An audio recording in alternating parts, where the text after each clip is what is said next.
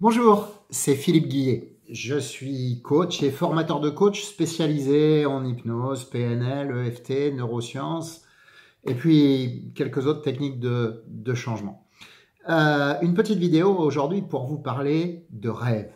Alors, pas du rêve que l'on propose en général en coaching, le projet rêve, mais non, du vrai rêve, celui de la nuit. Tout simplement parce que ça fait plusieurs fois que je reçois des messages de coachs ou de thérapeutes confirmés qui me disent je suis embêté parce que je reçois des patients qui font des rêves, des mauvais rêves avant quelque chose d'important, avant une compétition sportive ou avant une prise de parole en public. Ça se passe mal, ils pensent que c'est prémonitoire et je ne sais pas comment les aider.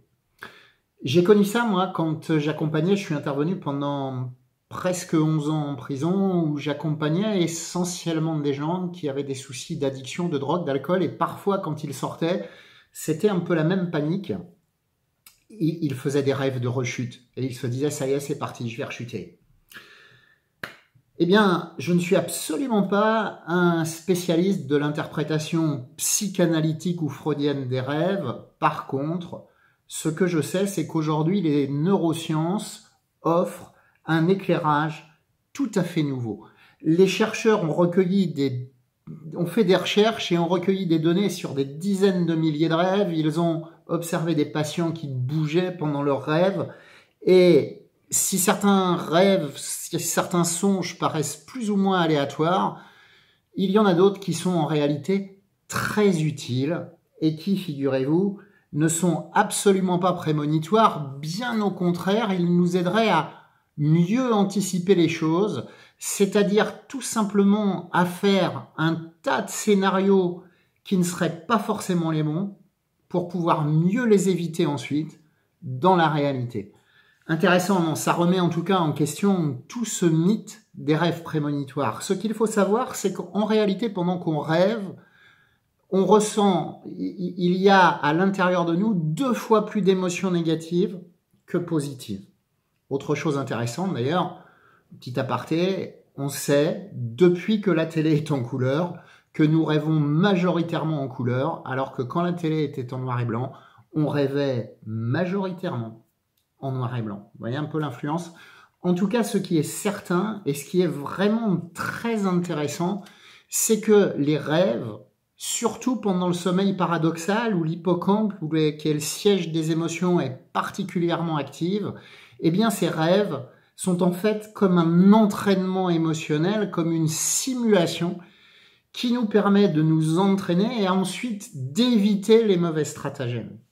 C'est quand même très intéressant et ce qui est intéressant aussi, c'est que ça nous permet de le faire avec plus de sécurité parce qu'en effet, pendant cette phase de sommeil paradoxal, c'est comme si l'hippocampe pouvait dialoguer tout simplement avec une autre partie du cerveau, l'amygdale qui renvoie des choses plus courantes, plus neutres, et cela permet de diminuer en réalité, de permettre de mieux vivre ces expériences assez intenses.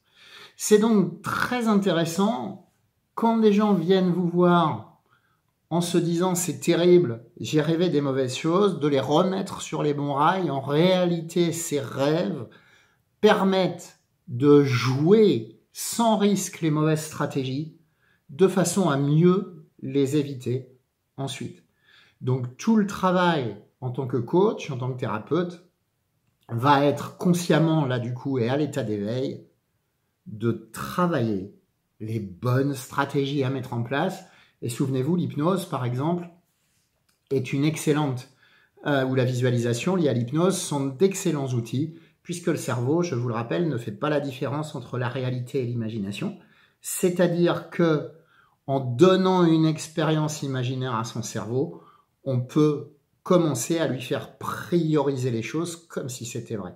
Bien, je résume.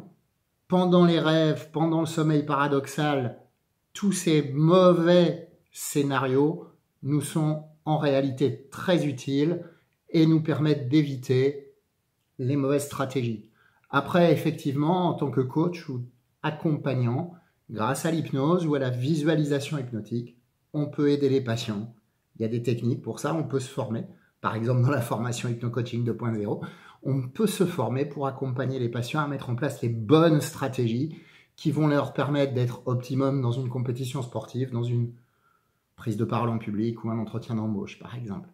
Voilà, c'était ma petite vidéo du jour. Moi, ça me passionne, je trouve ça extraordinaire, toutes ces découvertes que les neurosciences mettent aujourd'hui en place et qui permettent alors non pas de mécaniser les accompagnements, mais au contraire de mieux les individualiser et de mieux les adapter. Je vous souhaite une très belle journée, une très belle suite. Quelles que soient vos questions, vous pouvez les poser en commentaire ou plus directement, vous pouvez également cliquer sur le petit lien en dessous si vous avez envie de recevoir plus de vidéos de contenu. Pas de souci à ce moment-là, petit abonnement au vlog. Bye bye, soyez bon avec vous-même, bienveillant avec les autres. Ciao.